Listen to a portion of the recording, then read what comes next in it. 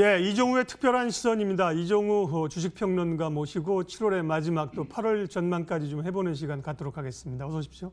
예, 안녕하세요. 당장 이번 주에 이제 미국의 FOMC가 있는데요. 예, 뭐 금리 인하를 워낙 그 시장에서 기정사실화된 상황이라 지금 분위기는 일단은 25bp 가능성이 높죠. 예, 그렇죠. 뭐 내린다라고 보는 게 네. 맞고요. 만약에 내리지 않는다라고 하면 큰 난리가 나겠죠. 그렇죠. 예. 연준이 그동안에 아무튼 그 시장에서 전망됐고 많은 사람들 다수가 믿고 그랬던 그 방향과 다른 형태로서 정책을 결정했던 경우가 없기 때문에 이번에 당연히 아마 25bp 금리 인하를 할 걸로 그렇게 생각이 되고 있습니다. 자, 이렇게 한번 생각해 볼 필요가 있습니다. 이번에 금리 인하를 하면요. 이전에 6월 달에 우리나라가 금리 인하를 하지 않았습니까? 네. 거기에다 또 유럽 중앙은행이 그 9월 달에 금리 인하를 할 수도 있다. 그다음에 또 그 유동성 공급도 할 수 있다. 이런 얘기 했잖아요. 그다음에 FOMC가 하고 또 일본은행도 마찬가지 스탠스일 거고 전 세계적으로 완화의 사이클 이런 부분들이 다시 시작됐다라고 볼 수가 있거든요. 그러면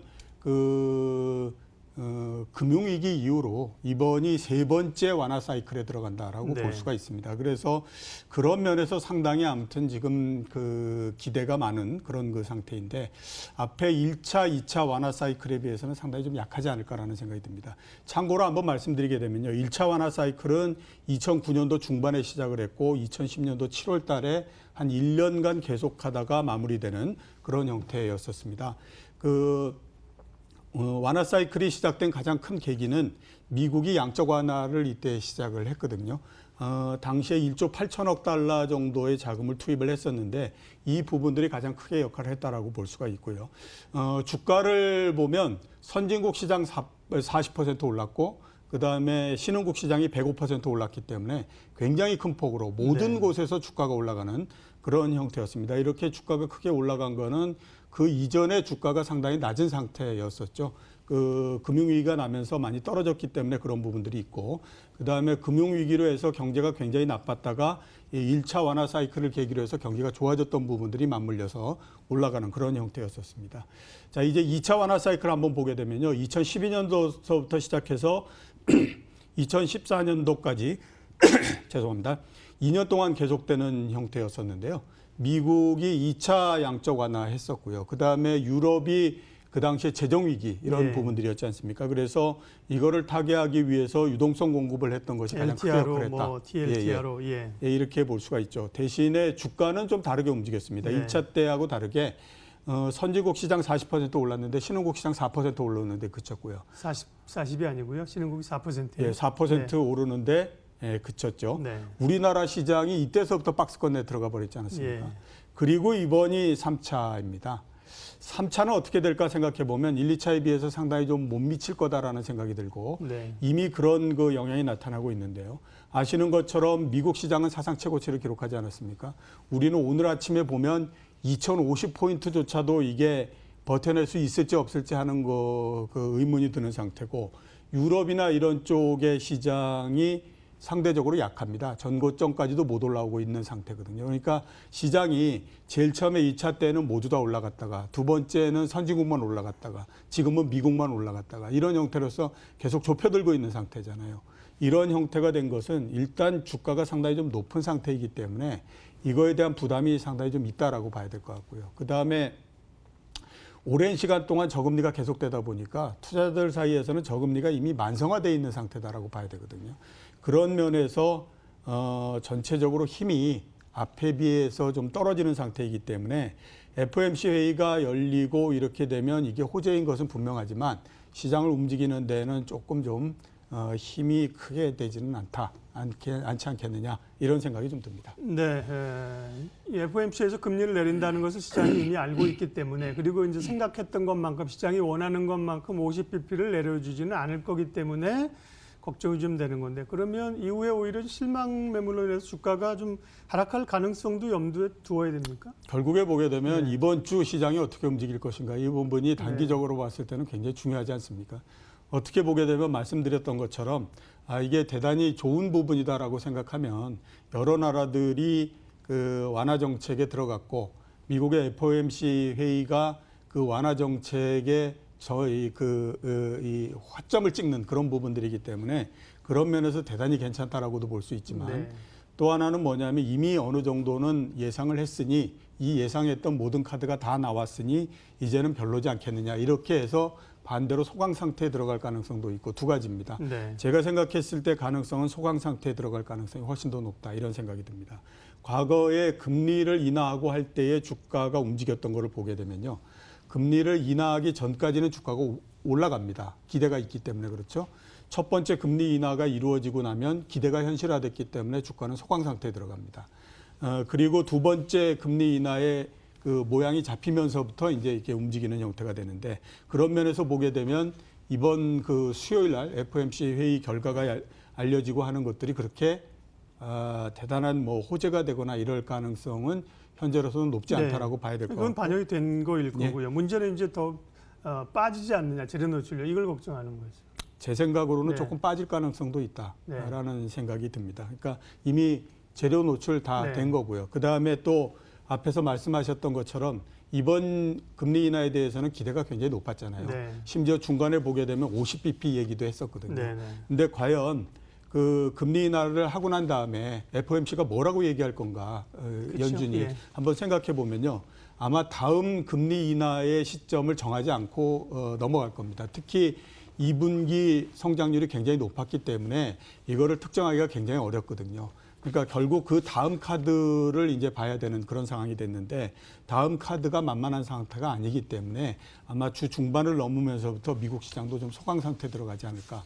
조금 하락하는 부분들도 있고 이렇게 되지 않을까라고 생각이 듭니다. 말씀하신 것처럼 이제 금리 자체보다도 이제 파월이 어떤 코멘트를 하느냐에 따라서 그렇죠. 예, 시장은 오를 수도 있고요. 예, 밀릴 가능성도 있고 소위 이제 시장에서 늘 그 얘기할 때마다 고슴도치형과 여우형을 얘기하지 않습니까? 파월은 약간 고슴도치형이었는데 예. 크리스퍼는 약간 여우형이고 예, 그렇죠. 약간 좀 여우형으로 시장의 그 코멘트를 좀 잘 해줬으면 하는 바람이고 최근에 그래도 태도가 좀 달라졌습니다. 처음에 그냥 막 마이웨이 하는 것보다는 그렇지 않습니까? 예, 최근에 아무튼 뭐 정치권으로부터의 그러니까 압력도 압력도 상당히 받고. 많고 그렇기 네. 때문에 최근에는 많이 좀 조정을 하는 형태고 네. 그래서 조금 불안한 게 이번에 금리 인하를 과연 경제를 보고 하는 거냐 아니면 정치적 압력 때문에 하는 거냐 이런 부분들이 네. 금리 인하를 하고 난 다음에 그거에 대한 후속의 프로그램 그러니까 이게 두 번째 금리 인하가 언제고 뭐 이런 것들에 대해서 명확하지 않게 되면 예. 그 얘기는 틀림없이 나올 겁니다. 그러니까 네. 이 금리 인하가 결국 정치적인 부분 때문에 이루어진 것이 아니냐. 그러면 앞으로 또 금리 인하할 때 굉장히 시간 걸리는 거 아니냐. 이런 얘기가 나올 가능성이 있기 때문에 네. 그 부분이 좀 부담스럽다라고 봐야 되겠죠. 국내 증시로 좀 오면요. 뭐 기관들은 살 여력이 없는 건지 마음이 없는 건지 뭐 단타하기 바쁘고요. 그나마 이제 외국인들 좀 기대하고 있는데 외국인 수급도 지금 주춤합니다. 뭐 네. 반도체를 단기적으로 좀 산 건지 아니면 뭐 MSCI 중국 영향 그런 것도 좀 받는 건가요? 뭐 그런 부분보다도 네.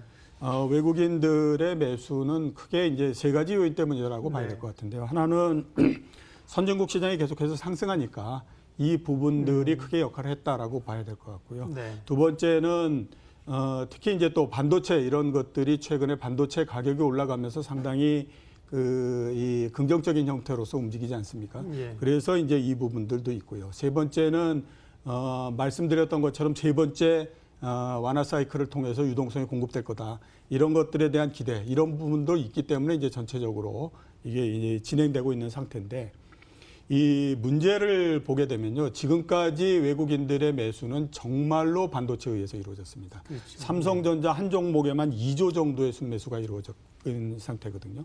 결국 그 얘기는 뭐냐면 삼성전자의 주가가 약해지게 되면 전체적인 매수 이런 부분들이 다 줄어들면서 나올 가능성이 높다.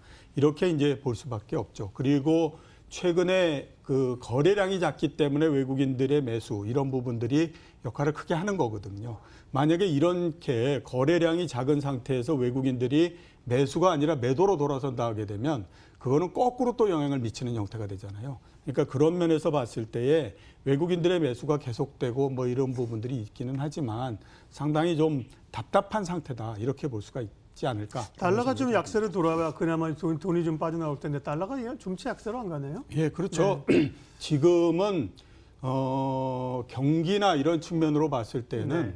달러가 쉽게 약세가 되거나 이럴기가 쉽지 않은 상태라고 봐야 되지 않습니까? 그렇기 때문에 달러 약세가 돼서 돈이 많이 나가고 이러는 것들은 일단 기대하기는 어렵고요. 그렇기 때문에 순수하게 시장 내부적인 요인으로서 보고 접근하는 것이 맞지 않나 이런 생각이 듭니다. 실적 관련해서는 지금 발표가 이어지고 있는데요. 예, 중간 평가 내지는 또 전략 말씀해 주세요.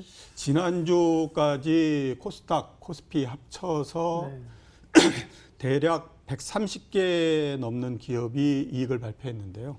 영업이익이 41% 정도 줄어들었습니다. 보다 좀 더 예, 예. 하락폭이 큰 거네요. 작년에 네. 비해서 이제 그 정도 줄어들었는데 1분기가 32% 정도 줄었었거든요. 그러니까 그때에 비해서도 좀 더 일단 아무튼 줄어들었다라고 봐야 될 것 같고, 역시 이제 이익이 줄어든 가장 큰 원인은 반도체인데, 반도체를 제외하고 나머지 종목들을 보면 이익 감소율이 대략 한 10% 정도 이렇게 되는 상태입니다. 그러니까 이익이 줄어들고 있는 것은 일단 맞다라는 생각이 들고요.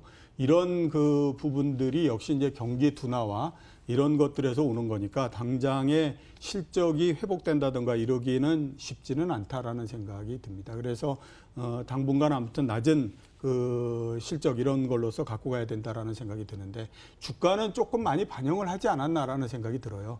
반도체를 제외하고 다른 종목들 보게 되면요, 거의 대부분들이 종목이 연중 최저치에 있는 종목들이 굉장히 많습니다. 그러니까 이익이 줄어들고 이러는 부분들은 어느 정도는 좀 반영이 됐지 않나라는 생각이 들고, 앞에 우리 이학영 씨 얘기했던 것처럼 증권이나 그다음에 자동차 이런 업종이 좋은데 당장의 주가가 올라가기는 어렵습니다. 희소성이 있다고 하더라도 시장 전체가 안 좋기 때문에 그건 어렵거든요. 결국 이제 한번 하락이 좀 마무리가 되고 나면 그때서부터 종목들을 놓고 다시 재평가를 하게 될 텐데, 그때 정도에 아마 이번에 그래도 이익이 예상치를 채웠거나 내지는 또 작년 대비해서 조금 증가했거나 이런 종목들이 올라가는 그런 국면이 오지 않을까라고 생각이 됩니다.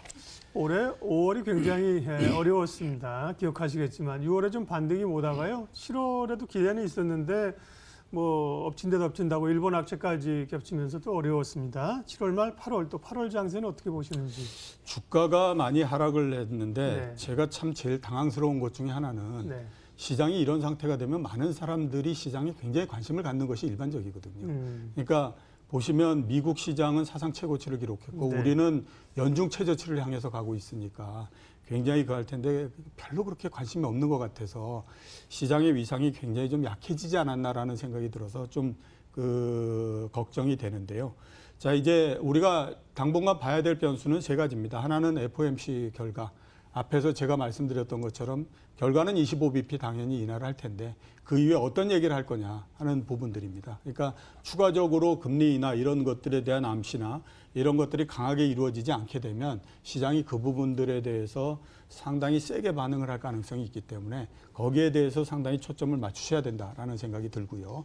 두 번째는 말씀드렸던 것처럼 FOMC 회의 결과 끝나면서 그다음에 선진국 시장이 만약에 하락을 할 가능성 쪽에 제가 무게중심이 둬진다라는 생각이 드는데, 그럴 경우에 과연 우리 시장이 어떻게 반응할 것인가 하는 부분들이 굉장히 중요하죠.